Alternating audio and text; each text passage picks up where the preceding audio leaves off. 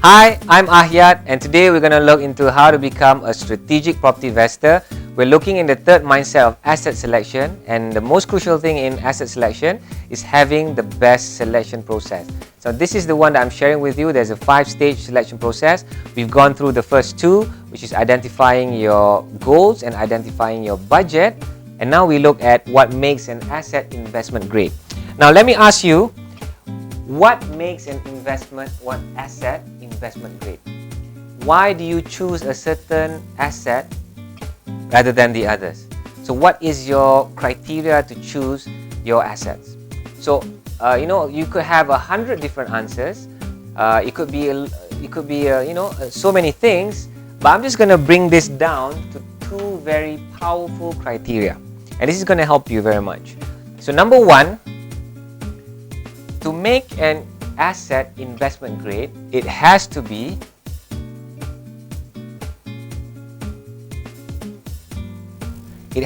tenantable.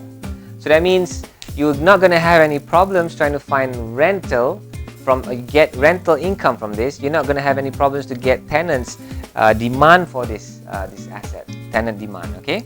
And number 2 is good potential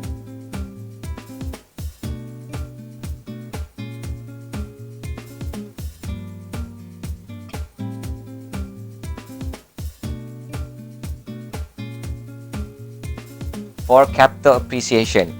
Do you notice that a lot of things that I talk about actually revolves around the basics of how you make money through investment? Because at the end of the day, this basics is the one that determines if an asset is investment grade. It has to be first tenantable, then it has to have a good potential for capital appreciation. Now here's the thing. There is a direct and positive correlation between tenantability and a good potential for capital appreciation. There is a very direct correlation. A property that is highly tenantable has a higher chance to grow in capital appreciation. Wouldn't you agree? So this is sort of a correlated criteria. And if I'm going to ask you, which one of these 2 would you choose if you can only choose one? Of course, when I say these 2 criteria make an asset investment grade, I would only pull the trigger, I would only make a buying decision if I've got these 2 fundamentals, these 2 criteria. Only if I find an asset which is tenantable and which has a good capital appreciation potential, only when I find these 2 in an asset, that's when I will consider to invest in it. If I only can find one of each, I'm not going to consider, I'm not going to make it, I'm not going to pull the trigger and buy that property. Now, the next question which I've asked earlier is, if you had to only choose either one, which one would you choose? Would you choose just tenantable, or would you just choose good potential for capital appreciation? So give it a thought. And the first reaction to you is possibly the answer that you want to give.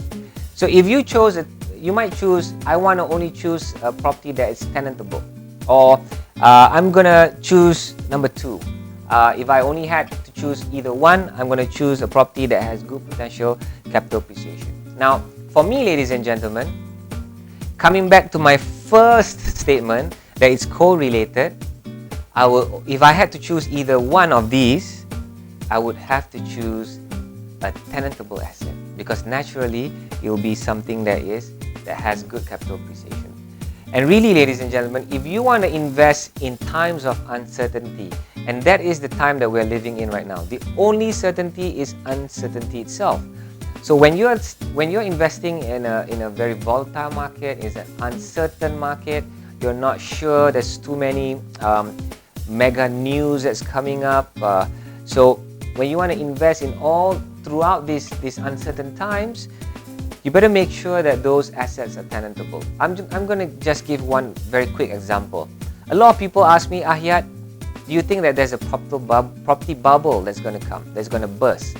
You know what? I don't know, and maybe you can ask some other experts who might not even know if there's really a property bubble and when exactly the property bubble is going to burst. But if you ask me, if I chose an asset that is so tenantable, that is perhaps an integrated project with an LRT station perhaps, the bubble can burst anywhere. It will burst somewhere else first, and then the last place that will burst is my asset.